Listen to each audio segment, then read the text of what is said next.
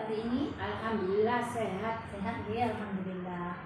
Sebelumnya saya sampaikan banyak-banyak terima kasih kepada Ibu selaku pimpinan di sekolah ini yang sudah bersedia saya wawancara terkait tugas saya di modul 3.1 Bu, yaitu pengambilan keputusan berdasarkan nilai-nilai kebajikan.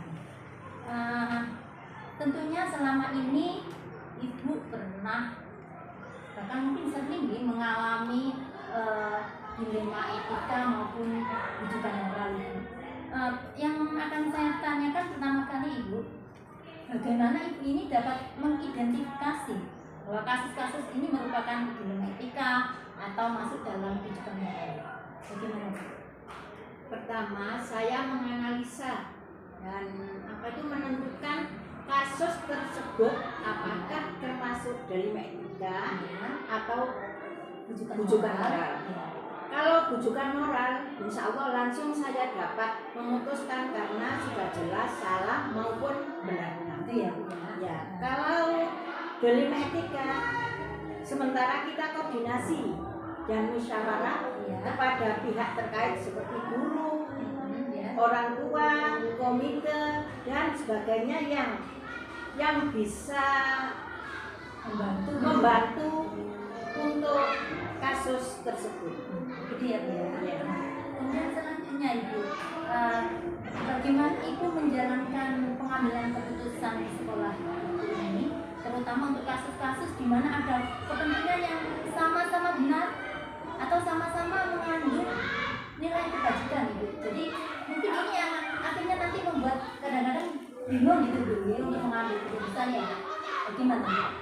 Ini pertama saya mengedepankan nilai-nilai yang mengandung kebajikan agar tidak banyak pihak yang dirugikan, dalam hal ini murid. Saya selalu mengutamakan kepentingan murid yang bertujuan baik.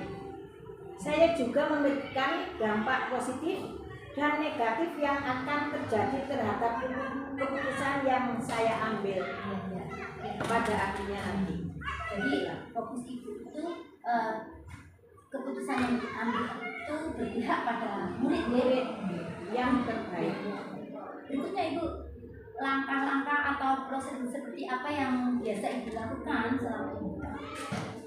Langkah-langkah saya atau prosedurnya yaitu saya mengidentifikasi masalah, bagaimana masalah tersebut.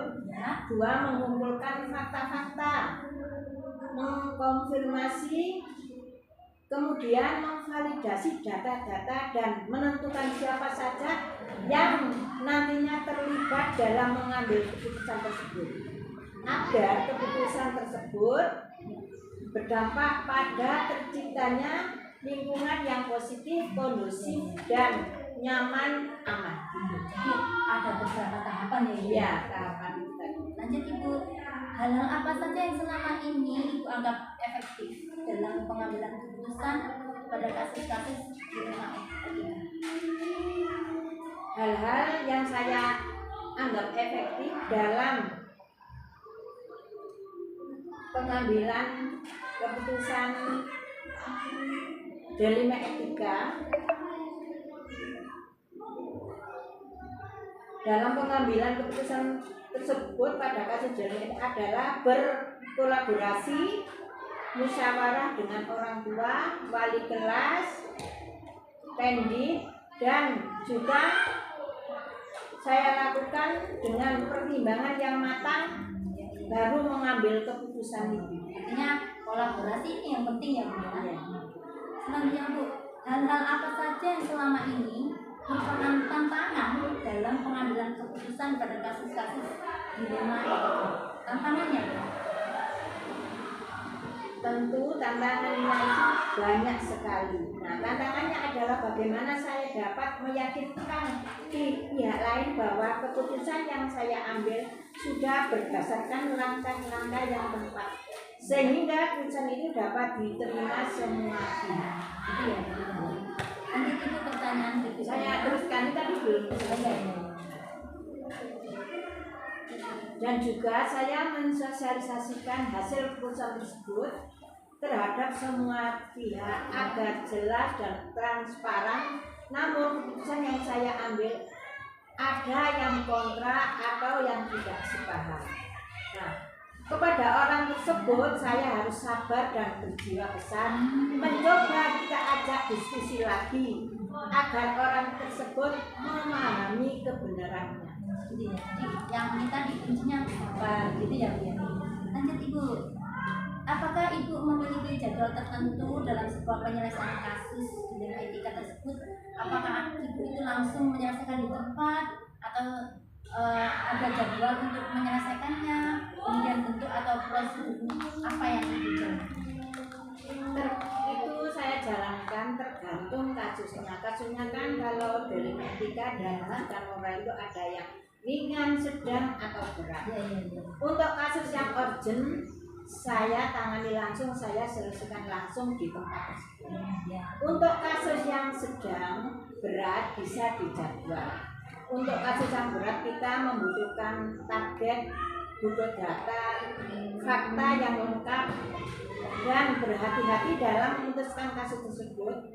Membutuhkan musyawarah dengan orang-orang yang berpengalaman dan berkompeten. Tapi semua itu tidak harus terjadwal. Kalau memang harus ada jadwal ya dijadwalkan. Selanjutnya Bu, adakah seseorang atau faktor-faktor yang selama ini itu mempermudah atau membantu Ibu dalam pengambilan keputusan dalam kasus-kasus etika? Dalam mengambil keputusan, insya Allah banyak yang membantu saya. Karena sebuah keputusan itu harus dimusyawarahkan, harus didiskusikan dengan wali kelas, guru, serta orang tua. Juga selalu saya berkoordinasi dengan atasan saya, seperti pengawas dan pihak-pihak yang terkait. Kembali lagi ke kolaborasi tadi ya Bu ya. Terakhir Ibu, dari semua hal yang telah Ibu sampaikan tadi, pembelajaran apa yang bisa Ibu petik dari pengalaman Ibu saat mengambil keputusan dilema ini? Jadi pembelajarannya? Pembelajaran saya mengambil keputusan harus menempatkan diri saya pada berbagai posisi, harus berpikir jernih, sabar, dan penuh tanggung jawab. Karena hal itu menyangkut orang lain yang nantinya berdampak dari keputusan yang saya buat. Saya selalu berkoordinasi dan musyawarah dengan pihak terkait agar keputusan tersebut dapat memuaskan banyak pihak. Yang terpenting adalah tidak ada peraturan yang dilanggar dalam pengambilan keputusan. Gitu ya Bu, luar biasa sekali Bu. Terima kasih sekali lagi saya sampaikan atas waktunya. Barangkali nanti saya ada tugas lagi. Saya minta tolong, insya Allah Ibu bersedia ya. Insya Allah bersedia. Terima kasih Bu sekali lagi. Assalamualaikum warahmatullahi wabarakatuh. Waalaikumsalam warahmatullahi wabarakatuh. Assalamualaikum warahmatullahi wabarakatuh. Eva. Waalaikumsalam warahmatullahi wabarakatuh. Sehat Eva? Alhamdulillah. Baik, Alhamdulillah sehat. saya berikan. Eva, sebelumnya saya sampaikan terima kasih atas waktunya yang sudah bersedia saya wawancara terkait tugas saya modul 3.1 pengambilan keputusan berdasarkan nilai-nilai. Sekali lagi terima kasih Bu Eva. Bu Eva, ada beberapa pertanyaan yang akan saya tanyakan kepada panjenengan. Tentunya sebagai pimpinan, selama ini panjenengan banyak mengalami dilema etika ataupun rujukan moral. Pertanyaan pertama Bu Eva, selama ini bagaimana panjenengan dapat mengidentifikasi kasus-kasus yang merupakan dilema etika atau rujukan moral? Ya, terima kasih Bu Mai. Ya, memang istilah rujukan moral dan dilema etika. Kalau rujukan moral itu kan istilahnya suatu permasalahan antara benar dan salah. Nah, kalau kita memutuskan permasalahan itu benar atau salah itu lebih mudah daripada dilema etika. Kalau dilema etika itu biasanya berkaitan dengan kemanusiaan, di mana itu apa nih istilah Jawa ini istilahnya pengambilan keputusan itu harus apa ya, dilihat segi positifnya yang paling banyak itu ya seperti itu. Kemudian Bu Ipa, bagaimana Ibu menjalankan pengambilan keputusan di sekolah itu, terutama untuk kasus-kasus di mana ada dua kepentingan yang sama-sama benar dan sama-sama mengandung nilai kebenaran? Iya. Kalau suatu permasalahan itu yang sama-sama benar, ini berarti kan mengandung arti suatu permasalahan itu dilema etika. Nah, pertama yang kita langkah yang saya ambil itu yang pertama yaitu pengumpulan data. Yang kedua kemudian yang terlibat itu siapa saja. Dari itu nanti baru kita ambil langkah tindakan selanjutnya itu bagaimana terhadap permasalahan tersebut. Langkah-langkah yang tadi disampaikan Bu Ipa, kira-kira langkah-langkah selanjutnya itu bagaimana? Iya. Tadi kan yang pertama itu kan pengumpulan data. Semisalnya ada siswa mencontek itu tidak kita langsung kita gas, kamu tuh nyontek itu nggak boleh tidak. Tapi kita kumpulkan data, akhirnya kita tanya dulu. Klarifikasi. Iya, klarifikasi. Yang pertama memang klarifikasi betul apa tidak, kemudian alasan kenapa dia mencontek, seperti itu ya. Terus kemudian kenapa dia kok tidak bisa mandiri, seperti itu langkahnya ya. Jadi melalui proses ya. Selanjutnya Bu, hal-hal apa saja yang selama ini itu Ibu anggap efektif dalam pengambilan keputusan pada kasus-kasus dilema etika? Untuk kasus dilema etika itu yang pertama itu yang paling efektif itu keterbukaan. Keterbukaan dari suatu permasalahan tersebut dari misalnya pihak guru atau siswa lah, itu pada saat kita pengumpulan data itu kalau memang terbuka itu kan nanti kita bisa mencari solusinya seperti itu ya. Terus kemudian yang kedua kedekatan kita kan istilahnya suatu permasalahan itu kan kita mendekat ke person tersebut sehingga nanti bisa terbuka mengungkapkan permasalahannya seperti itu. Itu yang paling efektif pengaruh sekali.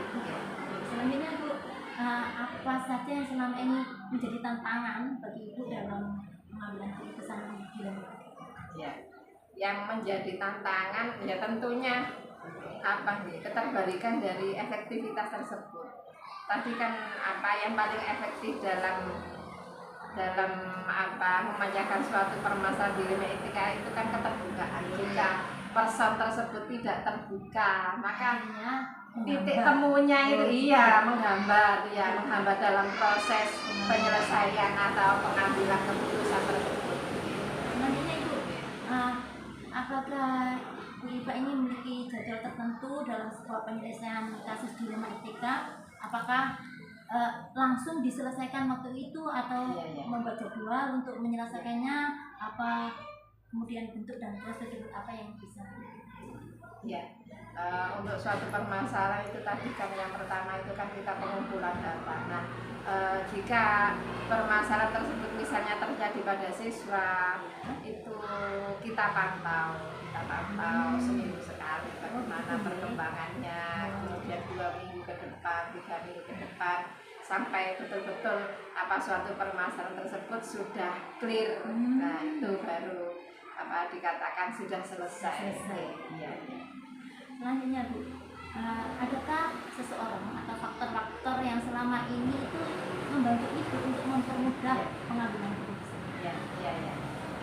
Jika suatu permasalahan tersebut itu terjadi pada siswa, itu biasanya kami gandeng guru kelasnya, terus kemudian guru agama serta guru laki yang biasanya memang menangani anak-anak. Nah, itu saya ajak sharing bagaimana permasalahan tersebut. Iya, berarti. Iya, banyak pihak yang terlibat.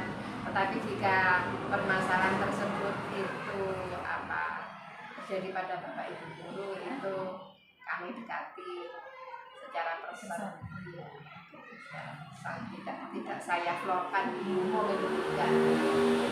Berarti Bu, dari semua hal yang telah disampaikan tadi, pembelajaran apa yang bisa Ibu petik dari pengalaman Ibu dalam perusahaan ini? Iya, dari kesimpulan yang saya pelajari dari beberapa permasalahan yang terutama pada dilema etika itu, jika permasalahan tersebut itu mengandung dampak. Kalau dampak positif sih enak ya, dampak positif kita ini yang bagus gitu. Tetapi jika permasalahan tersebut berdampak negatif, nah itu kita ambil yang paling minim negatifnya. Ya, sehingga keputusan tersebut jika terjadi pada siswa itu keputusannya itu harus berpihak kepada siswa. Ya, seperti itu. Biasa sekali Bu sharingnya. Saya sampaikan sekali lagi terima kasih Ibu. Nanti suatu saat barangkali ada tugas lain atau saya memerlukan bantuan Ibu, bersedia membantu saya. Monggo Bu Mai, jika ada nanti ada suatu tugas apa monggo, atau sharing tentang CGP juga monggo. Saya terbuka. Monggo. Terima kasih. Assalamualaikum warahmatullahi wabarakatuh. Waalaikumsalam warahmatullahi wabarakatuh.